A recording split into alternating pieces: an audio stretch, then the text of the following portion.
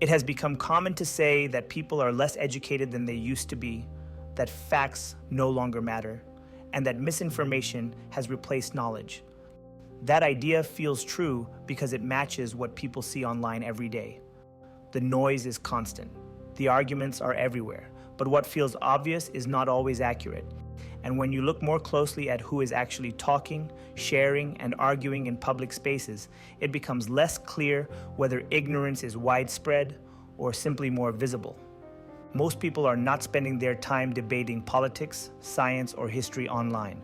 They are working, raising kids, paying bills, managing health issues, and trying to keep their lives steady. Their relationship to information is practical. They read what they need. They know enough to get through their day. They are not trying to persuade strangers or build audiences. Because of that, they rarely show up in public conversation.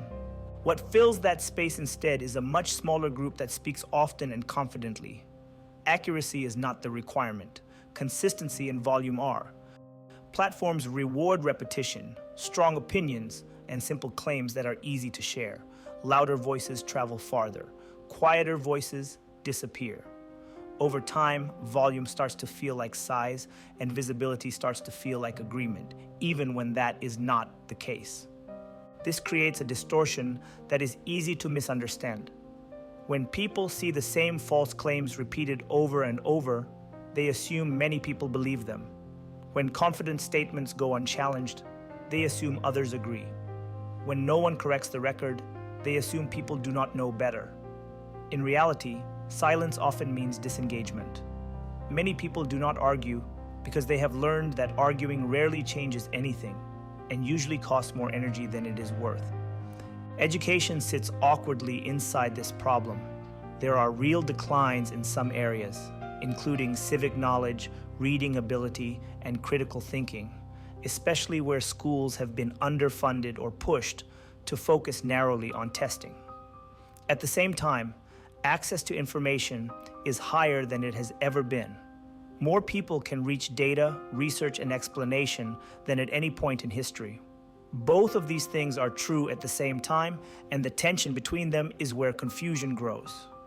What people may be reacting to is not a complete failure of education, but a loss of trust in how knowledge is created and shared. Institutions that once explained, filtered, and validated information no longer carry the same authority. People are left to sort through complexity on their own. Some do that carefully, others do it loudly. The system rewards activity, not accuracy. This is why confidence often replaces competence in public spaces. Education teaches caution, context, and limits. Online platforms reward speed, certainty, and repetition. People who understand complexity are more likely to hesitate. People who do not are more willing to speak decisively. Over time, this flips perception, making knowledge look rare and ignorance look dominant. The result is a general sense that nothing feels solid anymore. People feel surrounded by misinformation, but cannot tell how many actually believe it. They feel outnumbered, even when they may not be. They feel disconnected from public conversation, even when they are informed. That feeling leads many to pull back, which only makes the loudest voices seem even larger. The real question is not whether education has collapsed, but whether systems meant to teach and explain have weakened at the same time that attention systems have amplified noise. Understanding how that happened requires looking beyond individual beliefs and toward the long-term changes in education policy, accountability, and public trust that reshaped how knowledge functions in everyday life. The changes that reshaped American education over the last 50 years were not driven by a decision to weaken learning or lower standards. They came from a series of policy choices meant to solve real problems as they appeared. Each change addressed a specific concern, but over time those decisions added up, quietly changing how education worked and how knowledge itself was measured and trusted. In the mid-1970s, the federal government became more involved in education with the passage of the Education for All Handicapped Children Act. The goal was access and fairness. Students with disabilities had been excluded or underserved for decades, and the law required schools to educate all students regardless of need. This was an important correction, but it also introduced new legal requirements, documentation, and oversight. Schools had to spend more time proving compliance, which shifted attention and resources toward process and paperwork. During the early 1980s, the focus shifted again. Federal leaders reduced direct control and returned more authority to states and local districts. While public concern about academic performance grew, that concern came into sharp focus with the report A Nation at Risk, which warned that American education was falling behind and framed the issue as one of national competitiveness. The report did not create policy on its own, but it changed how people talked about education. Schools began to be judged more by results than by conditions, and performance became something that could be measured and compared. That way of thinking expanded through the 1990s.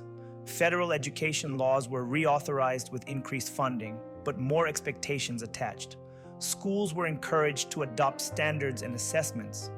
Programs meant to support disadvantaged students remained in place, but success was increasingly defined by measurable outcomes. Teachers and administrators were expected to show progress through data, even as classrooms grew more complex and instructional time competed with testing and reporting. This approach became most visible in the early 2000s with No Child Left Behind. The law greatly expanded standardized testing and tied funding to performance targets. Schools that failed to meet benchmarks faced penalties. The intention was accountability and fairness, especially for students who had been overlooked. In practice, it pushed schools to focus on what could be tested and measured, narrowing how success was defined and how learning was prioritized. At the same time, federal investment in education research and data systems increased. The idea took hold that good policy depended on constant measurement and comparison. Knowledge became something that could be tracked, ranked, and audited. Subjects and skills that did not fit easily into standardized testing received less attention, while test scores became a stand-in for overall school quality in public discussion. After years of criticism, later reforms tried to adjust the balance.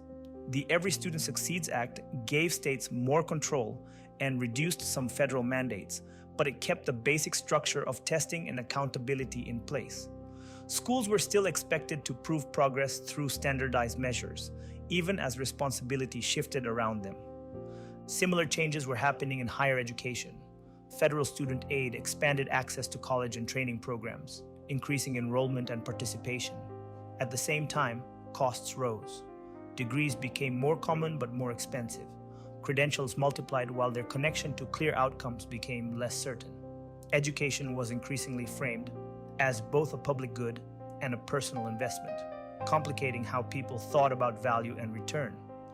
None of these policies were designed to discourage learning, curiosity, or critical thinking, but together they changed how education felt.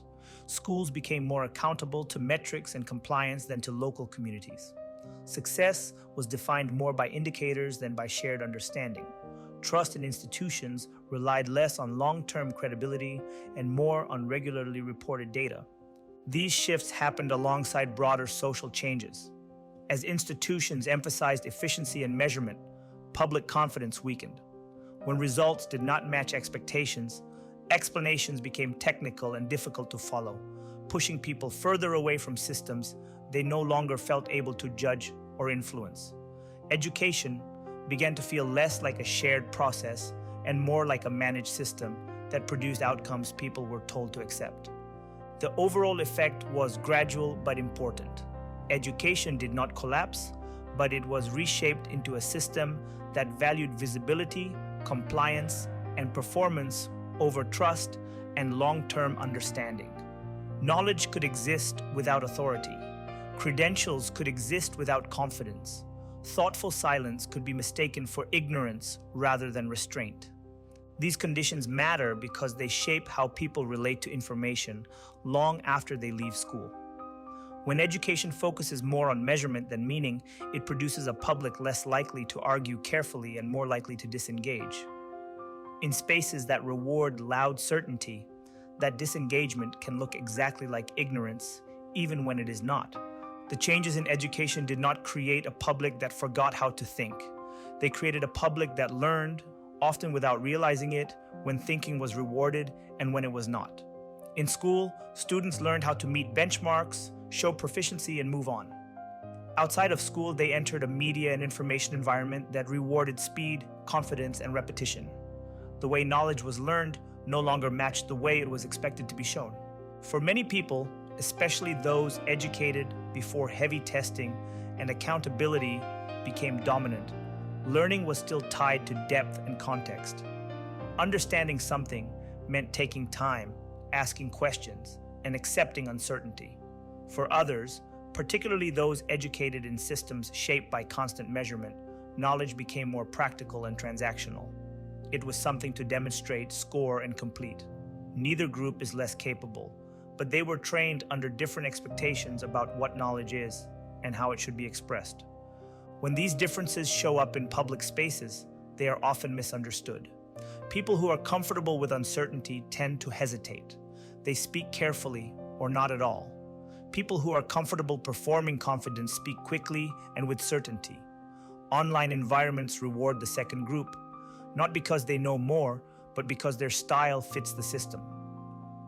Over time, this makes it seem like belief has replaced knowledge, when what has really changed is how expression is rewarded.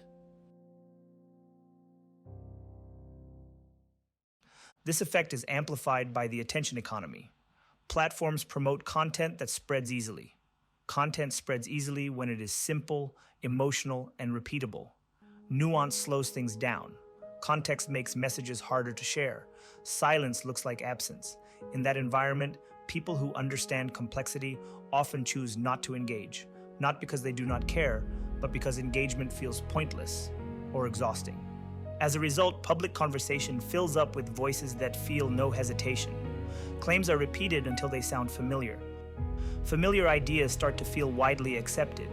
Loud positions begin to look like majority opinion.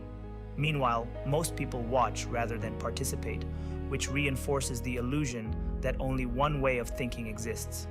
Education did not create this situation, but it did little to prepare people to push back against it. For those who still value learning and accuracy, the experience becomes alienating. They can recognize misinformation, but they also recognize the cost of challenging it.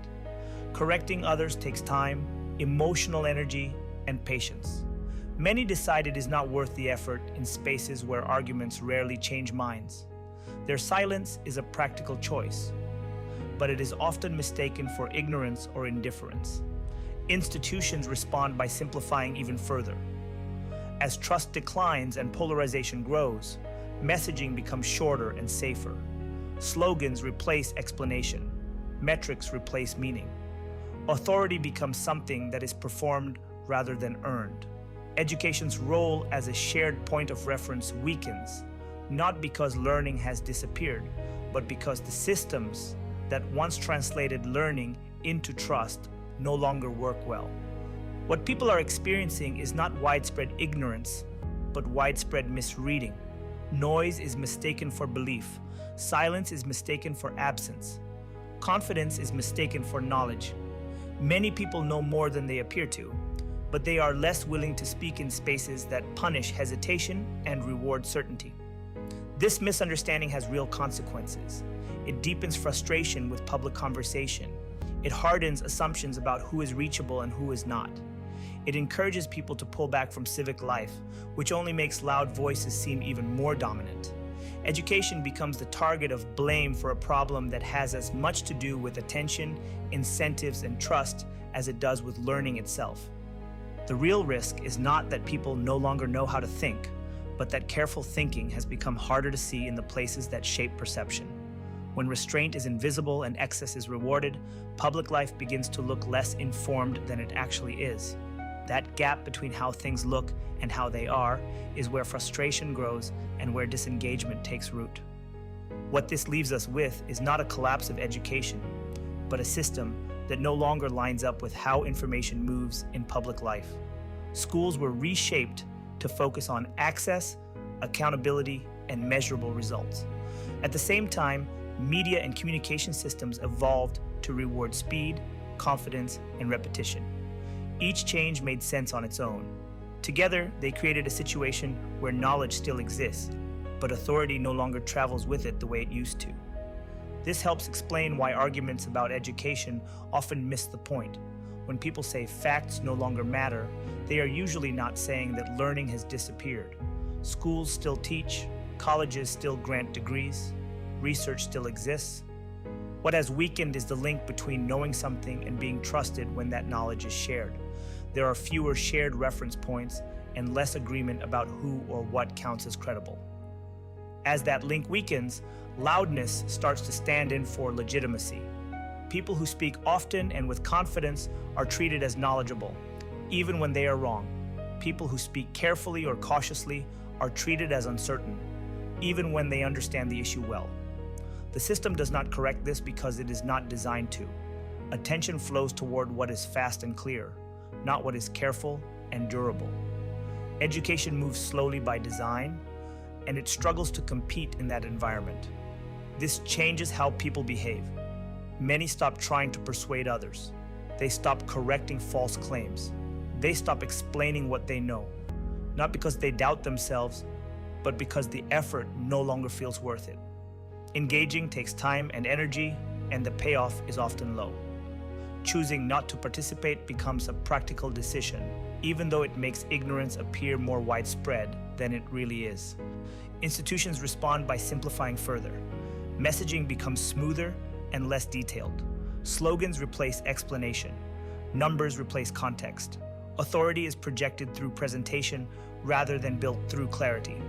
These choices are meant to rebuild trust, but they often have the opposite effect, reinforcing the sense that information is being managed instead of shared. If this continues, the gap between education and public perception will keep growing.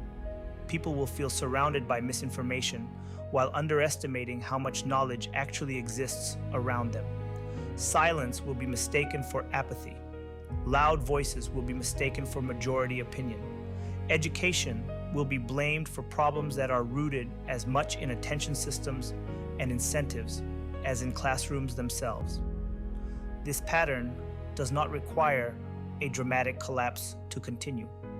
It sustains itself through habit, through people choosing not to engage, through repeated decisions to stay quiet in spaces that do not reward thought.